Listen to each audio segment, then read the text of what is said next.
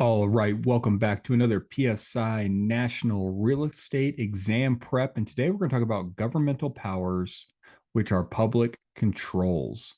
And more specifically, we're going to talk about 5 questions with the explanations on questions that we think that you're going to see on your National PSI Real Estate Exam. So, question number 1 reads: all of these are variances except a retail store in a residential neighborhood. A variance is an official approval granted by zoning authorities allowing the utilization of a structure or building in a manner contrary to the existing zoning regulations.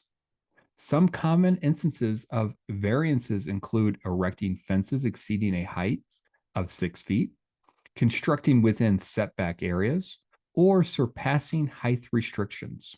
On the other hand, a retail store situated within a residential neighborhood represents a non-conforming use, which denotes the utilization of real property that was initially permitted but no longer aligns with the current zoning regulations. Question number 2. An example of involuntary alienation of property is condemnation.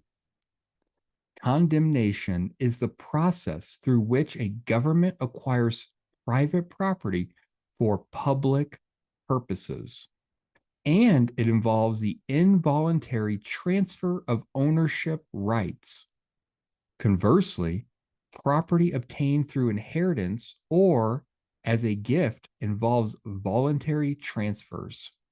A quitclaim deed, for instance, is a voluntary instrument used to transfer a grantor's interest in a property to a grantee without any associated covenants or warranties. Question number 3. The primary intent of zoning ordinances is to ensure the proposed land uses conform to the master plan. Zoning ordinances are municipal regulations that put into action the master or comprehensive plan, overseeing and managing the utilization of land and buildings within specific land use zones. Question number 4. Which of these is not an example of governmental power?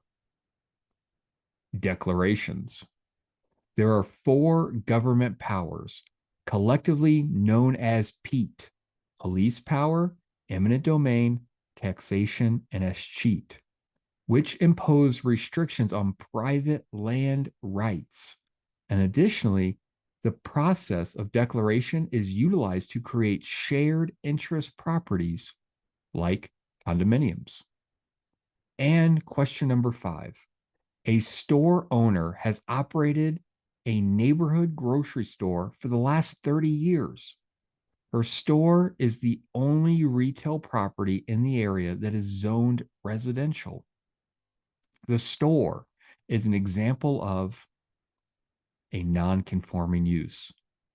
A non-conforming use refers to a previously lawful land or building use that predates current zoning regulations but does not align with the present zoning laws. In the case of a grocery store, it operated before the current zoning ordinances came into effect and is authorized to continue operating as a non-conforming use. In contrast, a variance is an official authorization allowing a specific use that is explicitly forbidden by zoning ordinances.